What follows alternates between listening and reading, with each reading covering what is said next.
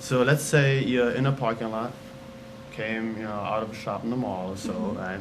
And somebody holds a gun to your head and tries to force you into their vehicle. Well, the shortest way I could give advice on this is don't do it. Don't go in the car.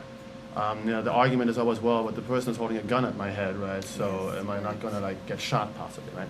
Well, to really get clear on the subject, first consider why is somebody trying to get you into their vehicle. The whole point of that is that they're trying to get you to a secondary crime scene. Okay. In other words, let's say it is somebody who is, forcing you into the car at gunpoint. They're going to try to drive you to an area where they feel safe. They don't, nobody's going to feel safe committing a violent crime in the parking lot of Macy's. That's right? That's So true. they're trying to bring you into the vehicle. They want to drive you to an area where they have complete control over you. And that's going to be an area that's going to be probably in the middle of nowhere. There won't be any opportunity to run for help. And if you're, we're talking about a situation where the person already has a firearm or such. So now you're trying to run away in the middle of, ag country or something, and or in the mountains or what have you, in a forest, and you're trying to now outrun a man that has a gun. You're not going to win that one. As a matter of fact, now that particular criminal is already guilty of kidnapping you. Right? He already kidnapped you. He did it at gunpoint, so he's already looking at jail time. So if you run away now, once you are at a secondary crime scene, You have a better chance. right? Well, well, you have to look at the motivation of the criminal. If I brought you to a secondary crime scene and now we're out in the forest somewhere and you're running away from me, I have more motivation to shoot and kill you than what I would have had in the Macy's parking lot. That is correct. Right? You look at the other end of that too.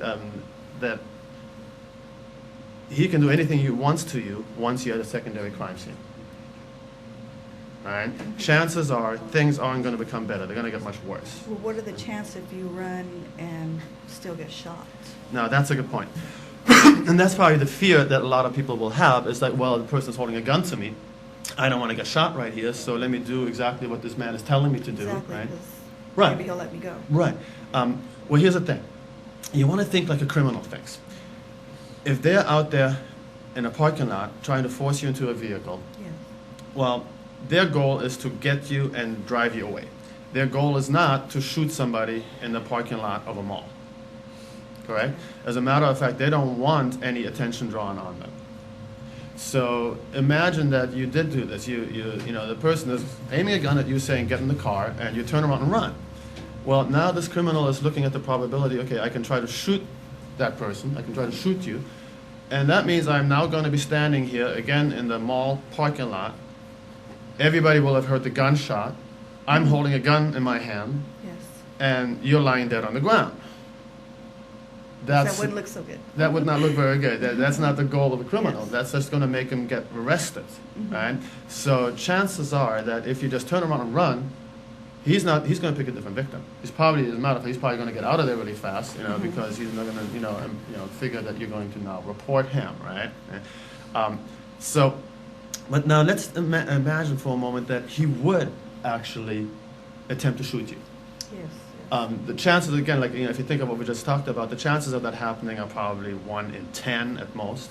But even if we say that the chance was 50-50, let's say half the criminals would decide, okay, I'm going to take a shot at this person running away from me. For whatever reason. Okay? Now, have you ever gone shooting before? Like on a range or something? No, I haven't. Yeah. I have, and a lot of there's a lot of people that some people that do it on a regular basis, and they can attest to the fact that taking a shot at a moving object, a moving target, from even 20 or 30 feet away is extremely difficult. If you ask police officers, or if you look at statistics, most people don't realize this, but most firearm, most shooting exchanges, most shooting incidents are at an average distance of about 7 feet. It's not like it is in the movies. In the movies, you see Yeah, you see. about all I've seen. Right. But really, it's usually about 7 feet distance, which is not very far at all, and the majority of the shots miss. Oh, that's interesting. This is with police officers and criminals shooting at each other.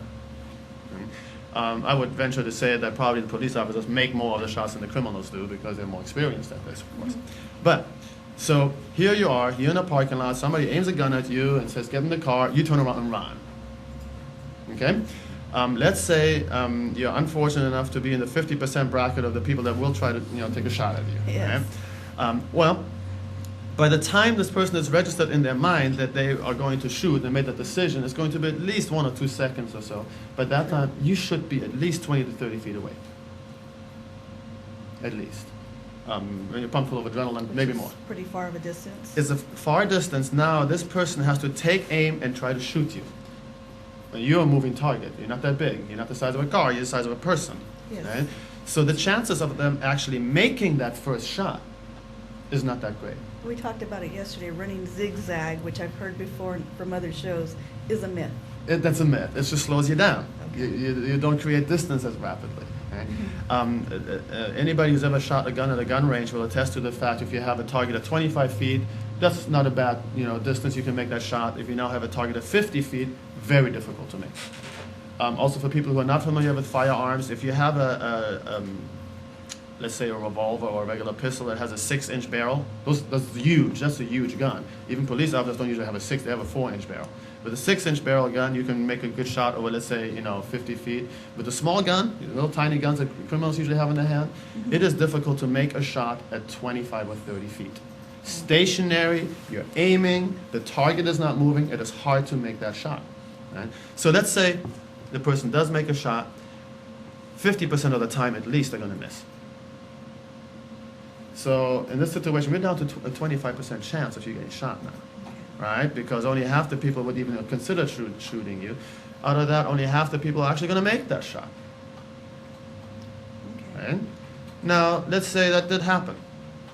And you're in the unfortunate 25% bracket of people that actually, he did try to shoot you. Right? It would Right. make sense. You'd probably, most likely maybe not get hit in the vital area. That's the next consideration. So even if you're in that unfortunate 25% that the person did take a shot and he made the shot, the chances of that being a fatal injury is again at best 50-50. Does that make sense? Yes. Right? So now you're down to about a 12% chance of being fatally wounded.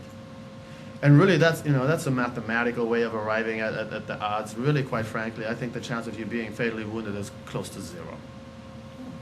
Simply because I've never seen a criminal. I mean, how often have you heard the news that a potential rapist shot somebody in the parking lot of Macy's and drove off? Yeah, That doesn't happen, Yeah. right? So It's really, always they were found in a remote area. exactly.